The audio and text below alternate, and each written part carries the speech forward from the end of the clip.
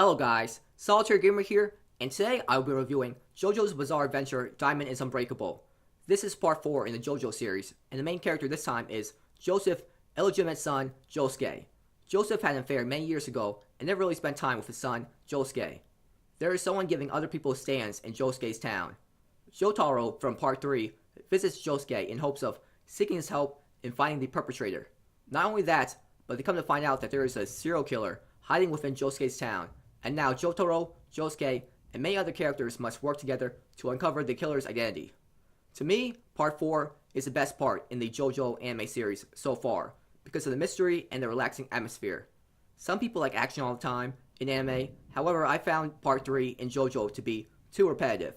Basically every episode, they run into an enemy with a stand, try to find a way to beat it, and then another enemy with a stand appears. I like entertaining fights, but seeing the same thing over and over gets old. In part 4, we get relaxing and funny episodes like Josuke eating at a restaurant with food prepared by a chef with a stand, Josuke and Joseph taking care of an invisible baby, and even Josuke meeting an alien. There are other relaxing episodes as well. The slice of life episodes give us a break from the action and give us something to laugh at. It is a much needed break and gets us ready for the next action-packed episode. It keeps the show from being too predictable.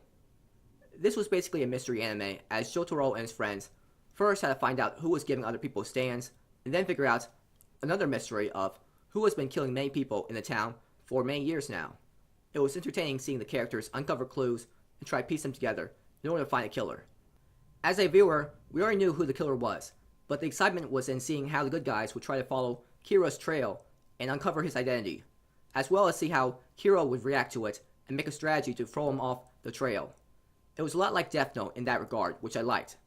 I'm glad the show lets us know who the killer is early on. That way we can see the actions Kira takes and understand the mind of a killer. In terms of the stands in part 4 were even more overpowered and unique. Josuke's stand was really unique, as he could repair anything. If a person was blown to pieces, Josuke could repair that person to 100% health immediately. That is crazy. He's like an unstoppable healer that makes your team invincible. Not only that, but could use that power to defend himself and attack others. The other stands in the show were amazing as well. They could remove anything from existence, evolve, be used to read information about an enemy, and control them to act a certain way. Use a person's skill against them, make a person into a doll, and many other unique abilities. Heaven's Door was an amazing stand. To learn everything about an enemy instantly, and to make them follow your every order is an amazing ability. Anyone who doesn't know about that ability and tries to fight against that stand is basically screwed. Part 4 did something that Part 3 didn't do, which was give the villain better characterization and make side characters important. I liked Dio as a villain in Part 3, but he didn't get that much screen time, and we didn't really get to know much about him as a character. We didn't get any insight into his thoughts. In Part 4, we get episodes dedicated to the villain Kira, where we get to understand his thoughts, his motive, his fears, and his habits. Because of that, Kira was not just a one-dimensional character in that he just wanted to rule the world. He was an interesting villain because he had the need to kill people, yet wanted to live a quiet life. He was quite complex for a villain, and that's why I liked him so much, and why he's one of my favorite villains in anime. The use of side characters in this anime was just amazing. There were basically no important side characters in Part 3, and it was up to Jotaro and his friends to stop Dio. In Part 4, however, so many side characters play important parts in uncovering Kira's identity. Rohan, Remy, Shige, Kyo, and Hayato all did their part in helping Josuke and his friends find out Kira's identity. Some of these characters can't even fight, and they still have an important role in this anime. This is one of the rare times I've seen a fighting anime actually use its side characters properly. They weren't just side characters that we saw once and then disappear from the anime. They were also given great character development, in particular Hayato. Hayato was just an average kid who was fearful of Kira, but gained courage to fight Kira and protect his mom, even if he had no powers. He was able to not only uncover Kira's identity, but also help during the final battle against Kira, where he was able to tell when Kira's bomb was about to explode, even though he couldn't see stands. As a side character, he was one of the best side characters in anime. In terms of the fights in Part 4 were just as enjoyable as Part 3, with lots of strategy involved. The Josuke vs Kira fight was one of the best shonen fights of all time. It wasn't about who was stronger or who had the better power.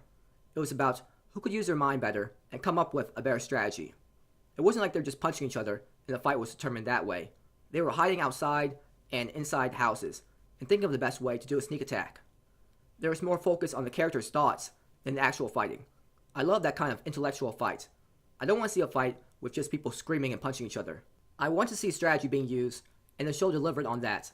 The characters in Part 4 were just as funny and entertaining as the characters in Part 3. Josuke actually shows a lot of emotions, like anger and laughter, unlike Jotaro in Part 3.